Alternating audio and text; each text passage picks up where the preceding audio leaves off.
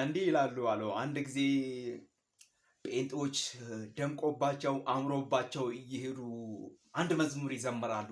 ደስ ብሎናል፣ በቤትህ ደስ ብሎናል፣ ከአንተ ጋር መኖራችን ተስማምቶናል፣ ለዘላለም ክበርልን ንገስልን እያሉ ጌታን እያነገሱ እያከበሩ ሲሄዱ አንድ መነኩሴ በራፍ ላይ ቁጭ ብላ እያየቻቸው ነበር። ስታያቸው ሁሉም ደስ ይላሉ፣ በቅቤ የተወለወለ ቅል ይመስላሉ፣ ያምራሉ። እና እንዲህ አለች፣ እንዴት ደስ ይበልባችሁ አለች።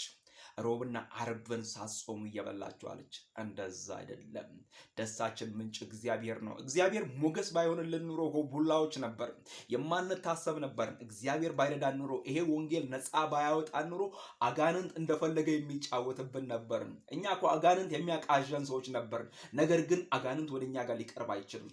ከዚህ ወንጌል የተነሳ አጋንንት ወደኛ ጋር ሊመጣ አይችልም። ከዚህ ከታላቁ ከእግዚአብሔር ወንጌል ከእግዚአብሔር ቃል የተነሳ የእግዚአብሔር ቃል ኃያል ነውና ደስ ብሎናል። እግዚአብሔር አምላክ የደስታን መንፈስ የጨመረልን፣ እግዚአብሔር አምላክ እድሜን የጨመረልን ልዑል እግዚአብሔር ለዘለዓለም ይባረክ።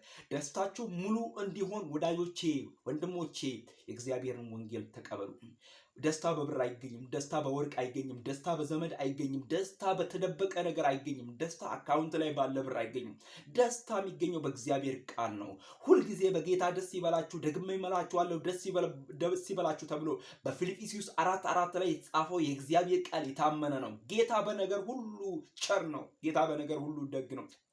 ገርነታችሁ ለሰው ይታወቅ ዘንድ ጌታ ከእናንተ ጋር እንዳለ ለዓለም ይታወቅ ዘንድ ደስ ይበላችሁ። በጌታ ያላችሁ እምነት ደስ ይበላችሁ። ጌታ ለዘላለም ይባረክ። ኢየሱስ ጌታ ነው። መዳን በሌላ በማንም የለም። እንድንበት ዘንድ ከሰማይ በታች የተሰጠን ስም ኢየሱስ ነው።